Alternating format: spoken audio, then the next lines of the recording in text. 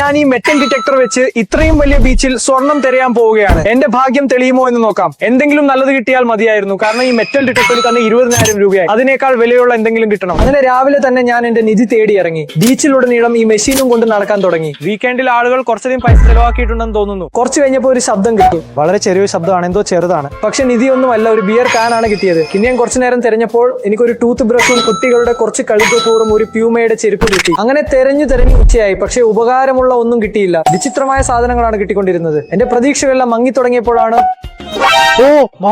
എന്തോ ഒരു ചെറിയ സാധനം മണ്ണ് മാന്തി എടുത്തപ്പോഴാണ് മനസ്സിലായത് അതൊരു ഫോണാണ്. നോക്കിയുടെ ബാക്ക് കവറാണ്. ഇന്ന് ദൈവവും കൂടെയില്ലെന്ന് തോന്നുന്നു. പിന്നെയും കുറച്ച് മാലിന്യങ്ങൾ മാറ്റിയപ്പോൾ മെഷീൻ വീണ്ടും എന്തോ കാണിച്ചു. ഇത്തവണ ഒരു 10 രൂപ നാണയമാണ് കിട്ടിയത്. പക്ഷെ ഈ 10 രൂപ കൊണ്ട് ഒന്നും നടക്കില്ലല്ലോ. അങ്ങനെ അടുത്തൊരു ദിവസം ഞാൻ വീണ്ടും തെരച്ചിൽ തുടങ്ങി. പക്ഷെ ഇത്തവണ ഈ കാന്തത്തിന്റെ സഹായത്തോടെയാണ്. തുടക്കത്തിൽ കാര്യമായിട്ടൊന്നും കിട്ടിയില്ല. പക്ഷെ ഒരു ഫാസ്റ്റ് ട്രാക്ക് വാച്ച് കിട്ടിയത്. ഒരു വിചിത്രമായ കണ്ണടയും കിട്ടി. ഇതിലൊന്നും ഒരു കാര്യമില്ല. അന്ന് ഞാൻ ഈ കാന്തം ബീച്ചിലെ വെള്ളത്തിലേക്ക് ഇടാൻ തുടങ്ങി. വെള്ളത്തിനടിയിൽ എന്തെങ്കിലും ലോഹമുണ്ടെങ്കിൽ അത് കാന്തത്തിൽ ഒട്ടിപ്പിടിക്കുമല്ലോ. പക്ഷേ 5-6 തവണ ശ്രമിച്ചിട്ടും ഒന്നും കിട്ടിയില്ല.